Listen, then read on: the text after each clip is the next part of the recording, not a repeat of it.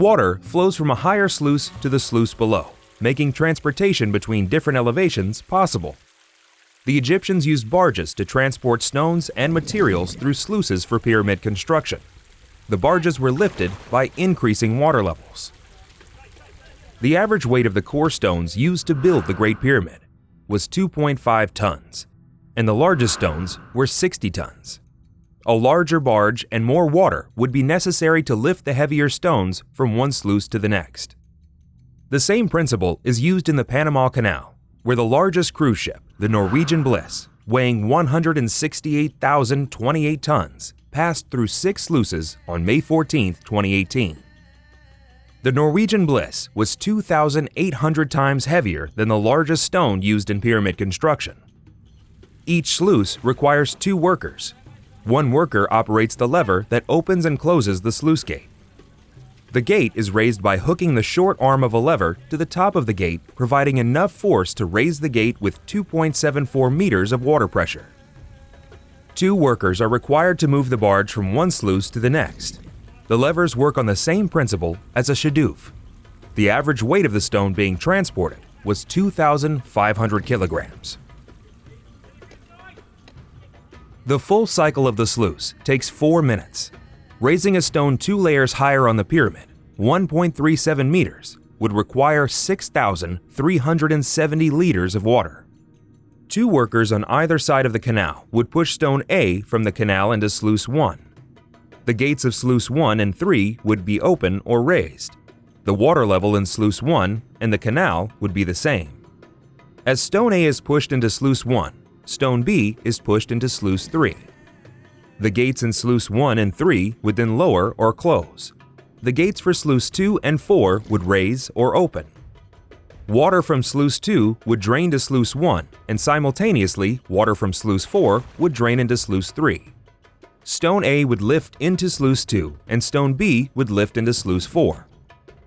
The gates for sluice 2 and 4 would then lower or close, and the gates for sluice 1 and 3 would raise or open.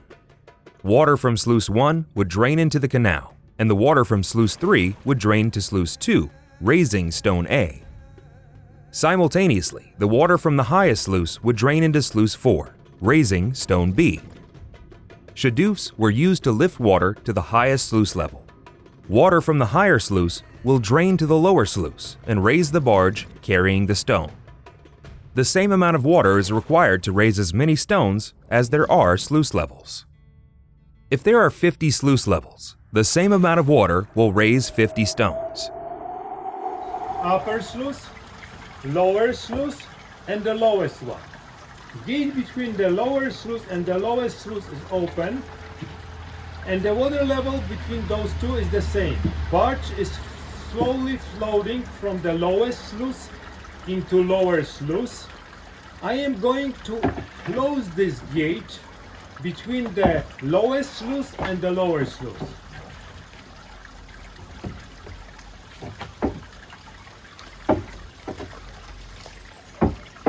It is very easy to close this gate because the weight of the gate pulls down the gate.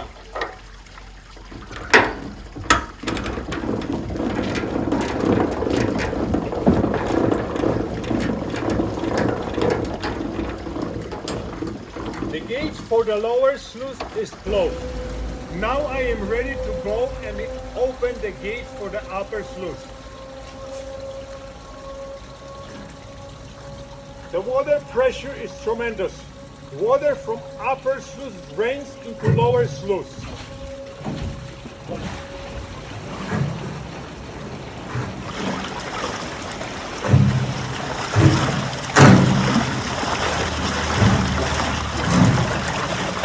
I am opening slowly the gate for the upper sluice. A little more and more. You are seeing barge go up.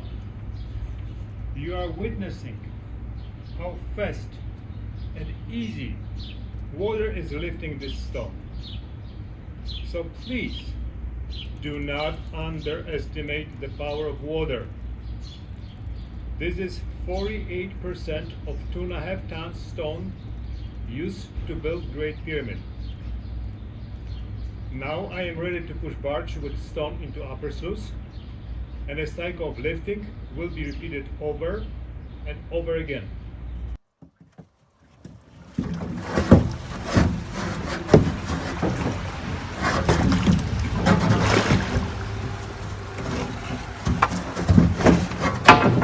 This is how the stones were transported from the base of the pyramid all the way to the top. Thank you.